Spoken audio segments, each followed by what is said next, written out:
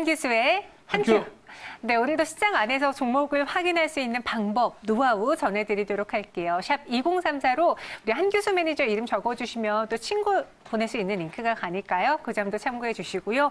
무료 방송도 준비되어 있죠. 예, 자 오늘도 정확하게 3시 50분에 자, 무료 방송 준비가 됐습니다. 자 시장이 굉장히 많이 급락 장세가 나오고 있어서 많이 걱정들 하고 계실 것 같습니다. 이 장세 돌발적인 악재에 의해서 떨어진 장세인데 이 구간에서 우리가 정말 전략이 중요한 구간입니다. 그래서 세부적인 전략들을 좀 더 상세하게 세워드릴 예정이니까 자 3시 50분 무방 참여하시기 바랍니다. 네, 오늘 외국인 투자자들의 매도가 지속되고 있는 가운데 오늘 하루만 일일 순 매도가 지금 코스피 시장 안에서 1조 원을 넘기고 있는 상황입니다. 매도 5위 1조 1,520억 원 매도세를 보여주고 있고요. 하루 만에 이만큼 판 거는 지금 8년 7개월 만에 나타나는 현상이라고 해요. 그만큼 외국인 투자자들이 발을 빼고 있는 이 모습. 우리 증시가 불안한 것도 있지만 전체적인 세계 증시가 불안하기 때문에 오늘 유독 더 많이 빼는 것 같다는 생각이 들거든요. 이와 관련한 이야기도 저희가 잠시 후에 마감 앞두고 자세히 진단해 드릴 테니까요. 끝까지 관심 보여주시고요. 그럼 오늘에 대해서도 이야기를 해볼게요. 저희 뭐 여러 가지 종목들을 많이 공개해 봤는데 그중에 네페스가 시장 급락에서도 나름 받쳐주면서 신고가를 경신을 했고 있거든요. 최근의 흐름은 또 어땠나요? 네페스 흐름 자체가 좀 오늘도 괜찮았었죠. 뭐 지수의 폭락장에 비하면 굉장히 괜찮은 그런 흐름이 나왔었는데 견조하죠. 일단 뭐 워낙에 시장의 흐름 자체가 안 좋은 상태에서 기업 가치라든가 세력들의 흐름 자체가 강했던 종목군들은 그래도 아직은 선방을 하고 있는 형태입니다. 자, 지금 보시더라도 네페스의 주가는 급락장에도 불구하고 주가 약보합선에서 강한 하방 경직이고요. 뭐 장 초반에 그래도 플러스권까지 갈 정도로 주가 흐름 자체가 견주했던 그런 형태입니다. 지금 시장 자체는요, 이렇게 이제 강력한 성장 모멘텀과 실적이 받쳐주는 종목군들의 경우는 일부 세력들의 강력한 매집으로 인해서 꾸준하게 올라가는 종목들이 상당히 많아요. 그래서 좀 아쉬운 부분들은 시장이 조금만 받쳐주면 이런 종목이 참 큰 시세를 줄 수 있는 그런 장세인데 시장이 받쳐주지 못하다 보니까 이런 종목, 좋은 종목을 또 빨리 팔아버리는 그런 우를 병할 수도 있는 그런 상태라고 보시면 되겠죠. 자, 어쨌든 간에 네페스는 강력한 펀더멘탈과 실적 그리고 수급을 바탕으로 한 강력한 반대세가 나타나고 있는데 일단 탄력은 떨어지고 있습니다만 추세적인 흐름 자체는 분명히 살아있는 형태라고 보시면 되겠습니다. 다만 시장 자체가 불안한 상태에서 어느 정도 이익이 난 종목이기 때문에 너무 끝까지 들고 가다 보면 시장 분위기에 맞춰서 먹었던 걸 많이 토해낼 수가 있습니다. 그래서 일단은 추세가 살아있기 때문에 홀딩 전략으로 이어가시되 제가 이 종목에 대한 익절가를 조금 더 높이겠습니다. 지난주 금요일보다 조금 높여서 익절가를 34,500원 정도까지 조금 상향 조정을 하겠습니다. 이 정도가 무너지게 되면 과감하게 정리하는 관점으로 보시게 되고 내일이라도 시장 자체가 바로 안정이 되게 되면 쉬었다가 곧바로 상승할 수 있는 가능성이 있습니다. 그래서 익절가가 살아있는 선에서는 홀딩하실 때 만약에 모를 때는 과감하게 정리했다가 밑에서 나중에 재매수할 수 있는 그런 기회를 잡는 게 좋지 않을까 이렇게 좀 판단을 드리고요. 자, 한 종목을 더 보겠습니다. 솔리드를 한번 보도록 하겠습니다. 5G 관련주들 많이 힘듭니다. 뭐 솔리드뿐만 아니라 또 5G 관련 전반에 걸쳐서 모두가 동반해서 조정 양상이 연출되고 있는데 뭐 이제 5G에 대해서 조금 이따 설명드리겠습니다만 솔리드도 전체적인 시장의 흐름에 맞춰서 올랐지만 바로 이제 상승폭을 다시 이제 반납하는 형태입니다. 장대 양봉 세웠다가 다시 음봉의 형태를 보기도 하는데 이미 한번 바닥을 쳤고요. 또 중간 바닥을 치른 와중에 반등이 또 실패로 들어간 형태입니다. 하지만 이미 중간 바닥을 또 한번 만들어내고 있는 그런 과정이기 때문에 아직까지 무수하거나 할 만한 단계는 아니고요. 길게 봤을 때는 이 직전 저점을 깨고 내려갈 가능성은 높지는 않다고 보입니다. 그래서 단기관점보다는 중장기관점에서는 이 직전 저점 지지를 받을 수 있고요. 쉬었다가 역시 시장 자체가 조금 안정이 되게 되면 반등할 수 있는 여력은 분명히 있기 때문에 아직은 너무 포기하지 말고 조금 시각을 좀 멀리 한번 보는 전략 그리고 시장이 좀 안정되게 되면 회복할 수 있는 가능성이 매우 크다라는 거 꼭 체크하시기 바랍니다. 네, 이렇게 네페스와 함께 솔리드까지 리뷰해 봤고요. 그럼 다시 오늘 시장으로 돌아볼게요. 오늘의 한 큐를 정리해 보자면 무엇으로 해봐야 될까요?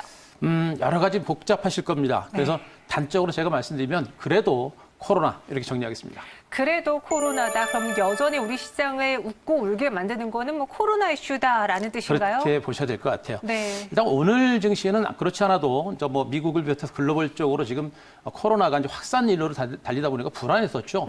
불안했던 심리에서 국제 유가라고 하는 변수가 돌발 변수가 다시 부각되면서 악재에다가 플러스 악재가 더해지다 보니까 증시가 패닉 상태가 또 나온 것으로 보시면 될 것 같아요. 유가가 이렇게 하루 만에 빠질 줄이야 상상도 못했거든요. 상상하기 어려웠던 상태고 그렇지 않아도 유가가 많이 빠져서 감산 가능성이 굉장히 높은 상태였었고 실질적으로 그렇게 될 거로 봤는데 시장에서는 실질적으로 그렇지 않았다는 얘기죠.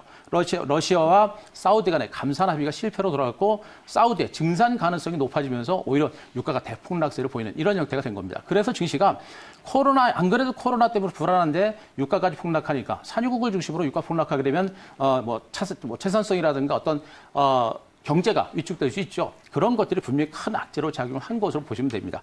자, 중요한 것은 그거보다 더 중요한 것은 결국에는 코로나19다. 왜 그런가? 일단 유가는요, 최근에 코로나19 악재에 의해서 유가는 동시다발적으로 밀렸습니다. 코로나 악재 때문에 글로벌 경기가 안 좋으니까 당연히 석유 수요가 줄어들 수밖에 없고 그러면서 동시다발적으로 밀렸었는데 거기에다가 한 번 더 추가적인 러시아와 사우디발 악재가 나오면서 한 번 더 밀린 겁니다. 결국에 유가는요, 단발성 악재로 끝날 가능성이 높고요. 만약에 코로나 악재가 어느 정도 진정되고 코로나가 회복 단계를 보게 되면 유가는 다시 올라오게 돼 있습니다. 그래서 유가 부분은 1박 2일 내지는 하루 이틀 정도로 악재로 사라질 가능성이 높기 때문에 그 부분에 대해서는 우리가 신경 쓰지 마시고요. 앞으로 코로나가 어떻게 될 것인가, 코로나 확산세가 진정될 것인가, 또 시장에서는 어떻게 반응할 것인가, 이런 것에 대해서 포커스를 마시고 코로나19에 우리가 관심을 계속해서 이어가시는 게 좋을 것 같습니다. 자, 그리고 역시 그렇게 봤을 때 한국과 중국의 코로나19 확산세가 진정되고 있는 것은 분명한 호재라는 점에 꼭 포커스를 맞추시기 바랍니다. 이 코로나라고 하는 부분들은요, 일단 아직까지는 중국과 한국에서는 굉장히 안정세지만 세계적으로 확산세가 연출되다 보니까 아직 증시는 세계 증시의 영향을 좀 더 받는 형태입니다. 그러나 중장기로 봤을 때는 중국과 한국을 중심으로 코로나 확산세가 진정이 된다고 한다면 세계 국가들도 코로나를 진정시킬 수 있는 그런 가능성은 분명히 있기 때문에 절대 희망이 없는 게 아니다라는 걸 꼭 여러분들이 쭉 체크를 좀 하시 바라고요. 자, 그림을 하나 보시게 되면요.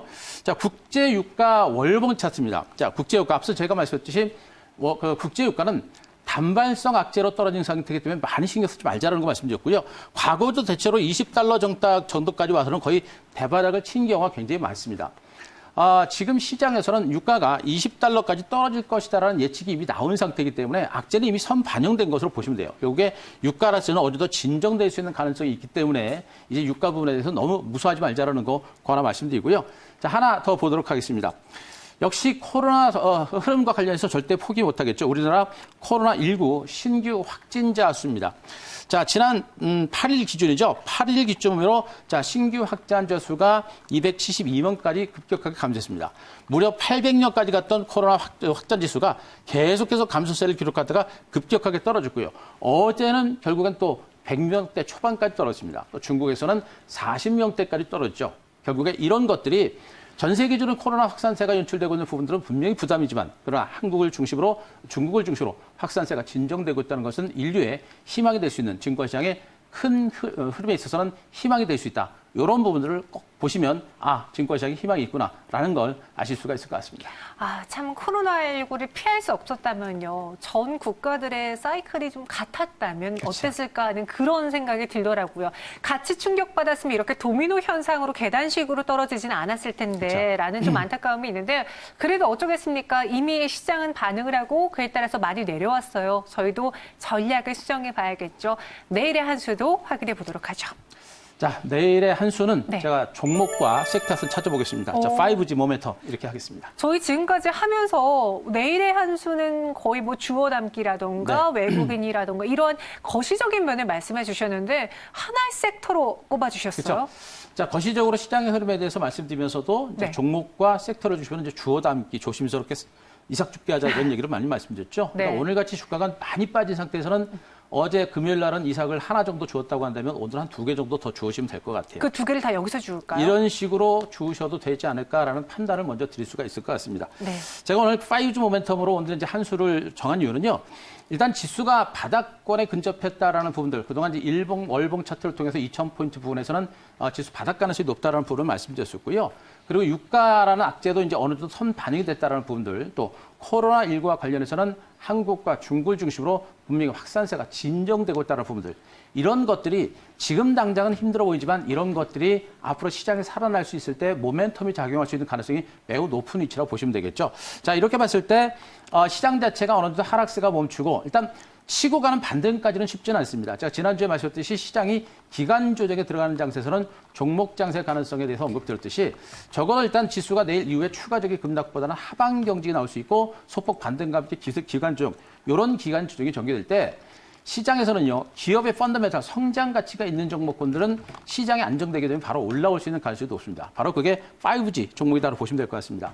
아시겠습니다만 최근에 나온 제들 미국의 이제 티모바일이라든가 그다음에 이제 스프린트의 합병 승인이 이어졌죠. 이것도 글로벌 5G 시장의 모멘텀이 될 수 있는 첫 번째 요인으로 보시면 되겠고, 또 일본을 중심으로 해서 지금 현재 소프트뱅크가 5G 그 상용화를 시작을 했습니다. 이것도 분명한 5G 모멘텀이 될 수 있습니다. 거기에다가 주말을 기점으로 우리나라에서 났던 것은 우리나라 이동통신 3사죠. SK와 KT, LG우프를 중심으로 이 5G 통신 3사의 상반기 투자가 조기에 이루어지기로 했다라는 그런 합의를 했다는 얘기입니다. 결국에 글로벌적으로 5G 시장에 대한 투자가 본격적으로 이루어질 가능성이 매우 높은 것으로 이렇게 보시는 게 바람직할 겁니다. 거기다가 종목의 흐름에 있어서도 그동안 5G 관련주는 그동안 많이 오르고 충분하게 쉰 상태에서 못 올랐었죠. 다른 종목들은 많이 올랐습니다. 자, 그림을 하나 보시게 되면요. 자, KMW라고 하는 종목의 차트, 주봉 차트입니다. KMW는 5G 관련주의 대장주 역할을 분명히 했었던 종목 중에 하나입니다. 이 종목의 주가는 보시더라도 이미 대시세를 냈던 종목이죠. 어마어마한 시세를 냈고요. 그동안 충분한 하락 조정과 함께 기간 조정이 연출된 상태입니다. 자, 여기서도 한번 그리고 또다시 계속해서 몇 번에 걸쳐서 추가적인 반등이 시도가 됐습니다만 기간 조정은 계속해서 이어지면서 어느 정도 중간 바닥을 다져온 형태로 보시면 됩니다. 다만 아직까지는 이 구간에서 거래량이라든가 반등의 모멘텀 자체가 그렇게 강해 보이지는 않습니다만 거래 바닥권에 와 있고 직전 저점에서 강한 하방 경직이 연출되고 있는 부분들을 감안한다면 자, KMW 같은 대장주가 중간 바닥을 다졌을 가능성이 매우 높죠. 여기에다가 글로벌적인 모멘텀이 분명히 살아있고 때문에 코로나발 또 오늘 같은 주가 폭락세만 진정이 되게 되면 이런 종목들이 모멘텀에서 서서히 반격에 나설 수 있는 가능성이 높습니다. 때문에 KMW 같은 종목들이 저점을 찍고 소폭의 반등이 나오고 다른 종목들도 동반해서 반등에 나선다고 한다면 5G 관련들의 반등 모멘텀이 좀 더 부각될 수 있는 가능성이 높기 때문에 힘든 장이지만 그러나 최근에 모멘텀이 살아있는 섹터에 대한 관심이 필요하다. 그게 바로 5G가 되지 않을까라는 판단을 드리도록 하겠습니다. 네, 이렇게 5G 모멘텀에 대해서 내일의 한 수로 정리를 해봤습니다. 저도 여러 가지 뉴스를 찾아봤는데 지금 중국이 경기 부양을 부단히 더 노력해야 되잖아요. 그렇죠. 여러 가지 방책들 중에서 5G의 투자를 더 늘리겠다라는 뉴스를 봤어요. 실질적으로 이제 세계적인 추세가 된 만큼 이 안에서의 자금 투입 그리고 국내 기업들의 기술 수출이라던가 또 부품 계약들 소식이 쏟아지지 않을까 싶거든요. 그러면은 어떤 종목으로 공략을 해볼지 왠지 5G 안에서 나올 것 같은데 내일장 공략주 한번 한 큐 종목으로 볼게요. 자, RFHIC. 자, 요 종목을 공개하겠습니다. 저희가 솔리드도 이야기 드렸고 조금 그렇죠. 전에는 KMW를 봤는데 RFHIC네요. 일단 RFHIC는 일단 흐름 위치상으로 굉장히 좀 일단 안정적이다라는 걸 일단 보시면 될 것 같고요. 네. 이 종목이 이제 과거에 우리가 이제 단순하게 화웨이에 관련된 업체로만 많이 알고 있는데 이 회사가 이제 거래처를 많이 다변하면서 삼성이라든가 노키아라든가 업체로 사업 그 영역을 확대를 하고 있습니다. 네. 그래서 단순하게 화웨이 관련주로 부각되시면 안 되고요. 올해부터 그런 새로운 모멘텀이 많이 부각될 수 있는 가능성이 매우 높은 종목으로 보시면 될 것 같아요. 네. 일단 이 종목이 이제 주목할 부분이 뭐냐면 이제 질화갈륨이라 그래가지고 이 5G와 관련된 필수적으로 들어가는 소재입니다. 이 소재를 개발을 해서 독점적인 시장 점유율을 가지고 있는 종목이에요. 그렇기 때문에 이 분야에서 성장 가치가 매우 크고요. 5G 시장 자체가 커지면서 질화갈륨 수요가 전 세계로 굉장히 확산될 수 있는 가능성이 매우 높습니다. 그만큼 독점적인 기술을 재료를 가지고 있는 그런 종목으로 보시면 될 것 같습니다. 자, 여기다가 화웨이 외에 삼성과 노키아 쪽으로 이제 매출 확대가 이제 본격화되고 있는 부분들이기 때문에 화웨이는 미국과의 어떤 그 분쟁 때문에 약간은 좀 주춤합니다만 다른 쪽으로 매출 확대가 분명히 높아지고 있다는 부분을 꼭 보시 바라고요. 그리고 국내의 5G 투자에 따른 수혜주로 부각될 가능성이 높습니다. 자, 지금 이 그림은요. 지금 현재 이 RFHIC가 매출이 나오고 있는 업체들인데요. 자, 왼쪽은 바로 이제 화웨이향, RFHIC의 화웨이향 매출액입니다. 전체적인 화웨이에 대한 매출 비중은 약세, 감소세를 보여주고 있습니다만, 그러나 전체적인 매출 증가세는 늘어나고 있다는 걸 보셔야 됩니다. 그래서 단순하게, 화웨이가 지금 안 좋으니까 얘가 매출 자체는 실적이 안 좋을 것이다 라는 생각을 하시면 안 되고요. 그러나 이 회사는 분명히 매출 증가세가 연출되고 있다는 점, 2020년부터 해서 반등이 나올 수 있는 가능성이 높다는 얘기고, 자, 두 번째 그림이 옆에 있는 그림은요, 삼성전자 삼성전자장 연간 매출액과 비중입니다. 삼성전자를 중심으로 해서 2018년에서 분명히 꾸준하게 폭발적으로 늘어나는 형태고요. 2020년을 기준으로 해서 매출 증가폭이 굉장히 크게 늘어날 것으로 예상되는 그런 섹터로 보시면 되겠죠. 삼성전자의 매출 비중도 굉장히 늘어나고 있고요. 여기에 맞춰서 삼성도 지금 현재 5 시장에서 공격적인 마케팅을 하고 있기 때문에 그에 따른 성장 가치는 분명히 같이 이어질 수 있는 가능성이 매우 높은 쪽으로 보시면 되겠습니다. 그래서 RFHIC에 대한 긍정적인 시각은 분명히 가져야 되고요. 만약에 미국과 화웨이 간의 어떤 흐름이 조금 긍정적으로 변화진다면 주가의 반등의 흐름이 좀 더 강화될 수 있는 그런 어떤 모멘텀이 있기 때문에 이 종목에 대한 관심은 이어질 것 같습니다. 자, 매수가는 일단 현재 가격 정도 선에서는 오늘 정도 선에서는 조금씩 우리가 충분히 보셔도 될 것 같습니다. 자, 일단 일봉 차트를 보겠습니다. 보시면은 이미 주가가 여기서 한 번 정도 바닥을 찍고요. 이미 저점이 높아진 상태입니다. 저점이 높아진 상태에서 이 구간 29,000원 선에서 두 번째 바닥을 찍고 추세 반전이죠. 하락 추세대의 상단을 뚫고 올라가는 형태가 되고 있습니다. 시장이 안 좋아서 약간의 출렁거림이 나올 수 있겠습니다.만 제가 보기엔 29,000원을 깨고 내려갈 가능성은 없고 이 구간에서 약간의 출렁거림이 나오더라도 출렁거림에서 반등이 났을 수 있는 가능성이 매우 높은 점으로 보시면 됩니다. 때문에 바닥에서 고개를 들고 있는 만큼 바닥권에서 우리가 조금씩 물량을 잡아가는 이런 전략이 필요하겠고요. 역시 마찬가지로 오늘과 내일 오전장을 중심으로 소폭의 이제 접근 전략은 해볼 만한 종목으로 보시면 되겠습니다. 자, 목표가를 목표가는요, 일단 흐름 자체가 굉장히 강하고요. 성장 가치가 큽니다. 더군다나 이번에 만약에 5G 관련주의 레이스가 2단 상승이 시작되게 되면 대부분의 종목군들이 직전 고점을 넘어갈 가능성이 높아 보입니다. 그래서 조금 목표가를 길게 좀 크게 잡아서 목표가를 5만 원 정도까지 좀 잡아보고요. 자, 손절가 아까 말씀드렸듯이 밀집대 하단을 깨고 내려가게 되면 시장 자체가 굉장히 안 좋거나 뭔가 악재가 있을 겁니다. 그래서 손절가는 제가 3만 원 정도까지 잡아드릴 것이니까요. 자, 손절가 꼭 기억을 하셨으면 좋겠습니다. 네, 손절 가격은 3만 원, 목표 주가는 5만 원대까지 높게 제시했습니다. 이렇게 오늘 장 한번 RFHIC로 공략해 보시기 바라겠고요. 저희는 여기서 인사드릴게요. 오늘 말씀 고맙습니다.